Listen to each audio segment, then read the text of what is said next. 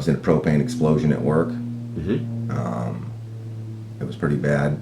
I had a hard time coming back from it. I understand you nearly lost your life. I did. I was down in Mass General. I had burns all over my body. I'm permanently disabled. It was just a nightmare from there. And did you, what did you do with Bank of America to try to work things out, and what happened? We tried for a permanent modification. We tried and tried. We would send them documents.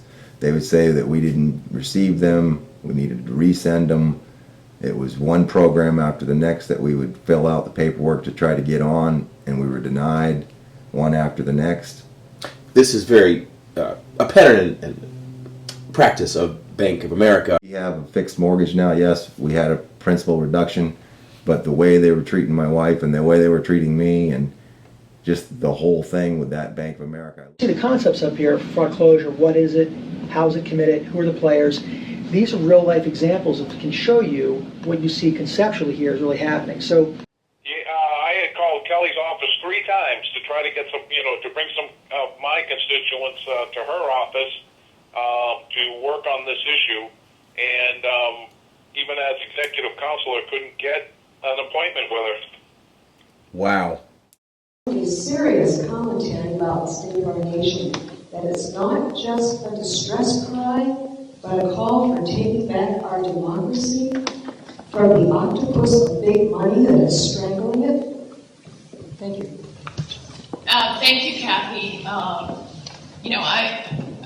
Obviously we see a lot of anger with the Occupy. Just a quick question on the FRM Ponzi scam, the thing that went down. Given that was a mortgage-related consumer fraud and it was the largest in New Hampshire in history, I'm just curious as to why you haven't investigated the fact that someone forced my name to a mortgage, despite the fact that I brought it up to your attention. Senator Ayotte was an AG in New Hampshire. While she was there, she happened to have the misfortune of presiding over the largest consumer fraud scam in New Hampshire history.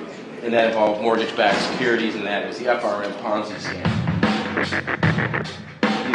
Because you had a phony fraud protection section set up, and you touted it, you had it on the Department of Justice press releases. You had what was allegedly a foreclosure fraud protection task force that did nothing.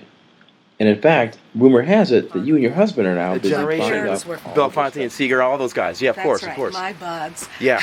But, yeah, she's pleasant and sweet, but she's full of shit. Yeah, we all know this.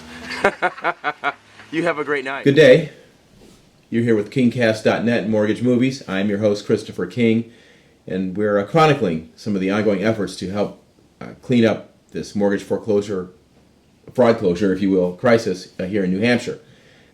I was a former title insurance producer here in New Hampshire 10 years ago when the whole debacle was getting well underway. And today we have with us on the phone former executive councilor Dave Wheeler, who's been quite helpful in this battle for some of the homeowners. Mr. Wheeler, how are you today? I'm well. How are you? I'm hanging in there, just trying to educate the public.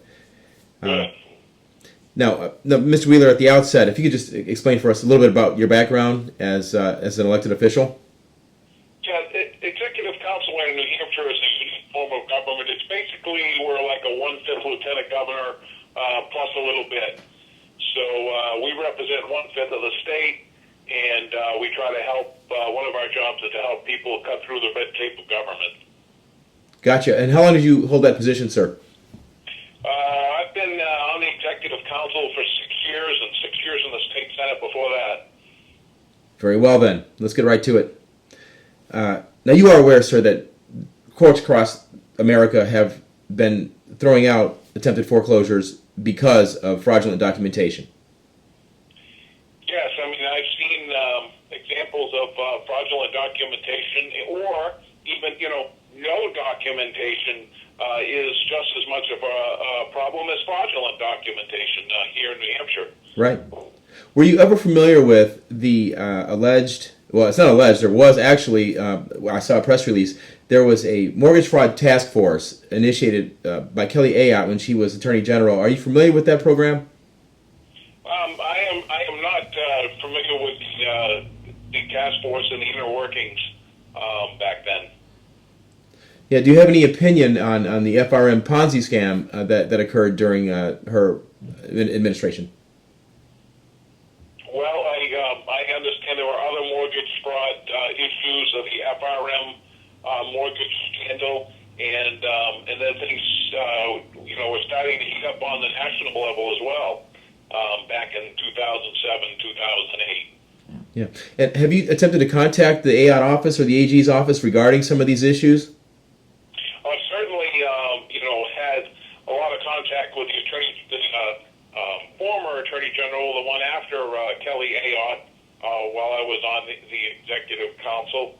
Lots of contact with them regarding this issue, and not a lot of success. Right. You said earlier you had tried to contact someone about this, but they didn't return the phone call. Was that Kelly herself, or? Yeah, I had called Kelly's office 3 times to try to get some, to bring some of my constituents to her office to work on this issue, and even as executive counselor, couldn't get an appointment with her. Wow. What were some of your other efforts to address this problem?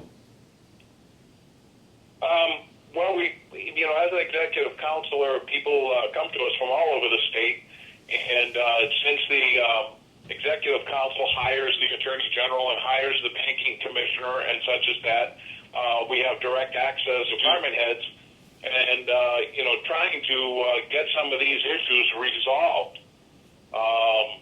We have it here in New Hampshire, just like the rest of the country, where mortgage modifications are promised, paperwork is lost regularly, claims by the banks or servicers that you didn't send in X paperwork, and you're on your 4th time sending it in, and they still say they don't have it, and delay and delay and delay, and then all of a sudden, out of nowhere, pops your foreclosure notice. Of course. Even though they tell you that they were working on modifications. Oh yeah, they'll backdoor you in a minute. Absolutely.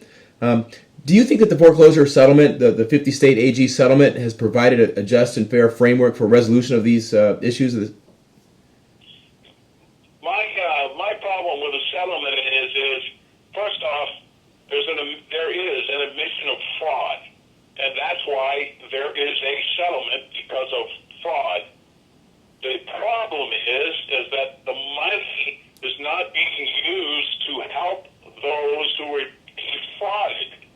It's really being used for mortgage counseling and quote foreclosure counseling for people in the future, and those people who have been harmed to date have got nothing, at least in New Hampshire. They have not been helped at all. That's what I hear. A pittance here, a pittance there, a couple $100 here, a couple $100 there. That pays for about 1 hour of attorney consultation time. It's nothing. Nothing compared to the millions that the state has received, and it's really, if there was fraud on people, then a settlement should go to the people, not to the state. I couldn't agree more. Couldn't agree more. Well, listen, we appreciate you taking your time at this juncture. I know you're busy today and couldn't join us in person, but you taking the time to field our phone call, it goes a long way, and we really appreciate that. And people across America and hopefully throughout the world will get a chance to hear your thoughts and continue to take action. Well, I appreciate you educating people on this issue, and I thought things were getting better, but I'm still seeing it happen even now, and it's very, very disturbing. It is, sir. We'll be in touch again shortly. Thank you. Thank you. Thank you, Dave. Okay. Give me a holler if you need something. We will. We will. Thanks. Okay. All right. Good luck. Let me know how I can watch the whole thing when you get it put together. That'll be fun. Oh, your clip is going up almost immediately, though. We'll get to the whole thing soon. I'll send you everything. Okay. Thanks, guys. Thank you. Yep.